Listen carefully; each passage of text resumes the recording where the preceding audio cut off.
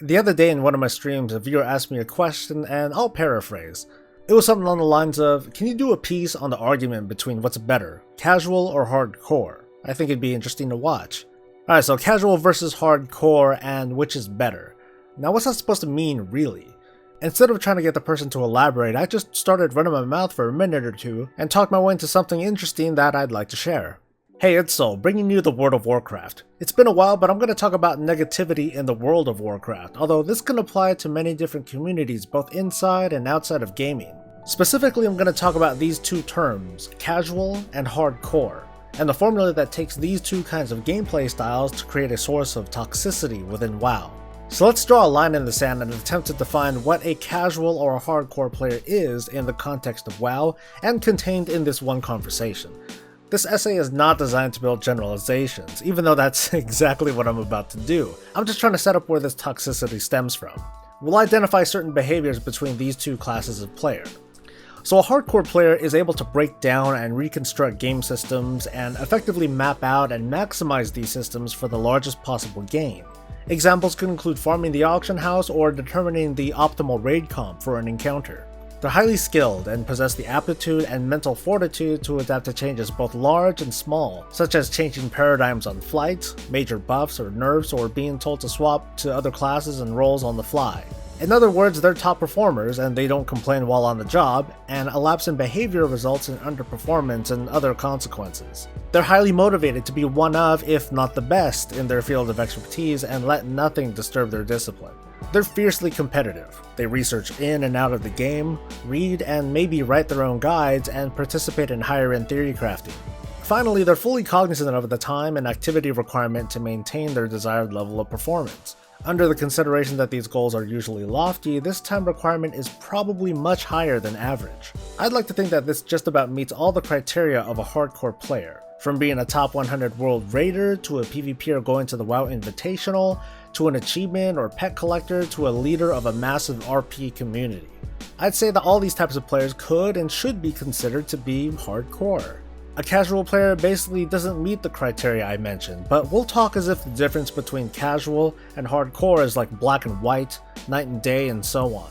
By definition, these players dedicate less time a hardcore player does in the same activity.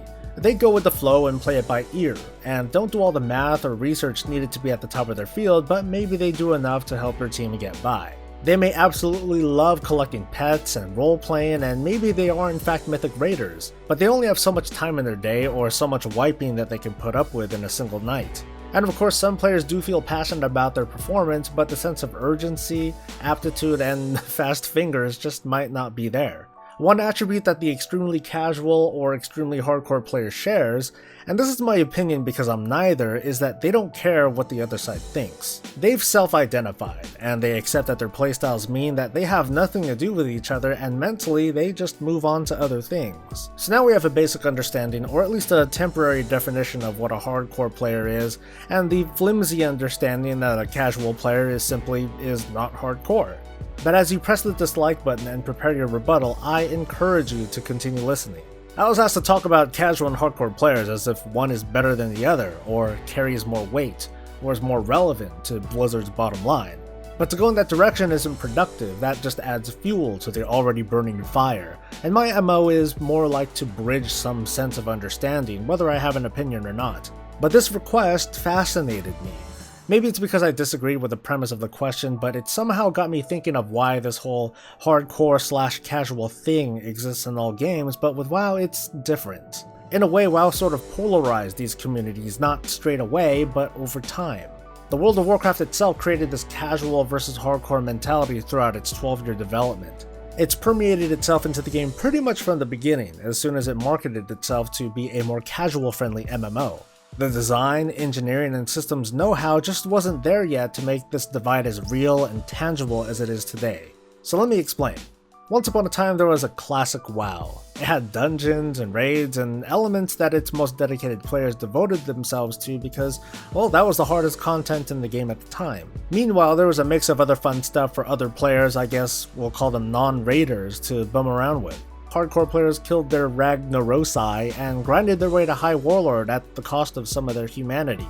Slowly and surely, Blizzard was building a player base of millions made up of 3 types of player. The hardcore, high-end player, the extremely casual, just hanging around kind of player, and the one that falls somewhere in between. Now guess who's the biggest group? Times changed. So did players and the world around the World of Warcraft. Players of all levels became a bit more sophisticated and educated on how to play. The add-ons and the wowheads curated useful information to digest and tools to enhance gameplay. More players wanted to do more than just farm heroic dungeons or fight for a raid spot in the few guilds capable of progressing into Black Temple and beyond. There was a growing audience of players who wanted to raid and PvP and could if they had the chance, but didn't have the skill, time, or leadership mentality to be a part of WoW's most premier content. At least not with the infrastructure that was in place at the time. So changes and additions took place. On the PvE side, technology was developed and modes were created to suit the audience between the hardcore and the casual. Smaller, separate raid sizes, multiple raid difficulties, quest markers, queuable random matchmaking for dungeons and later raids, flexible raid systems, personal loot, PvE currency, reforging, pruning, the list goes on. The PvP side was also revamped for eager but less dedicated audiences in a slightly different way by making modes suitable for its hardcore audience. Rated battlegrounds and arenas highlight this. And today the barrier of entry for PvP and Legion is all but gone. You just level, find gear somewhere, and get going. Over time, Blizzard created a space for its admittedly large, casual-ish audience. Given the comical numbers this game has put out over the past 12 years, who could blame them for wanting to retain these players? WoW continues to brush aside incoming competition with its theme and continuing ability to capture this massive audience. Its success has attempted to be replicated time and time again, defining an entire generation of more or less failed games that could only obtain a fraction of WoW's subscriber numbers. The design of this generation's MMOs with WoW at its forefront are called theme parks, dedicated to meeting the needs of as many players as possible, regardless of skill. In my video essays, I've stated many times in different ways that WoW has something for everyone. You might not like pet battling, but you really like collecting transmog. You might like raiding, but not enough to put in the work required to get that killer mount before the end of an expansion. Fortunately, there's a difficulty that probably suits you. What's unfortunate though is that with all these game systems in place for the in-between players, the line between hardcore and casual has become blurred. And that line is as thick as the number of players who fall between the extremely hardcore or casual. There are arguments from both camps that attempt to undermine the other. For example, certain rewards should be exclusive for the top players. Casuals shouldn't have legendaries and they don't need them anyway. Players should have flexible mythic raids and dungeons. LFR has got to go. Flying should be available at all times. Transmog should be unlocked regardless of the character that picks it up. Reputation and artifact power should be account-wide. Reforging needs to return. PvP gearing systems should return too. Master looters should come back. The list once again goes on, but let's circle back to LFR for a moment. Attempting to speak for them and understand, some of these players feel like some of these game systems that they don't agree with undermine their WoW experience. Why do some players want LFR to go away, for example? It's probably fair to say that progression-minded players have to manage their time and avoid doing activities that could otherwise be spent doing something else. There was a lot of pushback some time ago when LFR felt required in order to max out Valor points or get chances at tier gear. They didn't want to feel required to farm a raid in this or other lesser difficulties in order to have peace of mind with their viability in their preferred difficulty of raiding. The complaint is valid, but the level of scope was limited to the social requirements set by themselves or by guild and pug leaders. Despite this, going into LFR is as easy as pushing a few buttons, and completing it is, in so few words, quick and easy. On the flip side, an artifact weapon skin requires a certain amount of organized raiding in order to complete a questline needed to complete it. I could say that this is easy too, but I'm a raid leader, that's hardly fair. Completing this questline for someone who doesn't normally participate in organized raiding or any activity outside of their norm is, in so few words, harder. Where toxicity happens is when these two kinds of players meet in the same space to find validation for their grievances.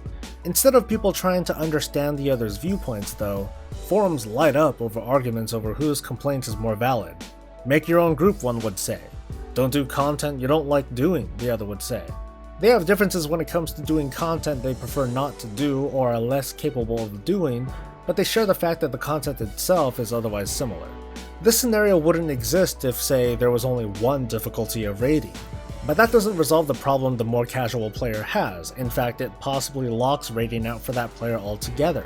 If that were the case, and creating multiple difficulties of raiding was not the answer, Blizzard would create X activity for the more casual player to participate in instead. But in order to make X activity attractive, an appropriate reward should come from it, something comparable to the work done, but nice enough to make the player feel okay that they don't raid. But then the more hardcore player takes notice and starts carrying on about how now they feel pressured to do X content, thus the whole cycle is renewed. Or we end up with multiple difficulties of content as we have presently. Finally, it's more like an observation, but there are no current systems in WoW that lock players out of content because they perform other content. The old 10 versus 25 raiding paradigms come to mind. In Legion's example, players aren't restricted to be either a mythic raider or a high-end keystone dungeon runner.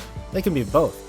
I'll repeat my opinion, but the actual extreme sides of casual and hardcore players aren't nearly as affected as those in the middle of the road. These players are at least less likely to take part in general forums and either stick to their smaller sub-communities or they don't communicate at all. They're too focused on just playing the game their own way.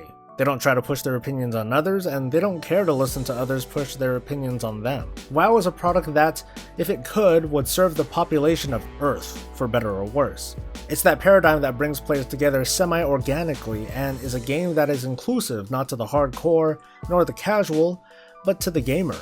This melting pot of playstyles has had mixed results, sometimes forming bonds between people who would otherwise never meet, but sometimes polarizing different player types. So what's more important, casual or hardcore? I spoke for myself, but if I had to guess what Blizzard's answer would be, I think I know what it is. Yes. Share your thoughts, and stay breezy.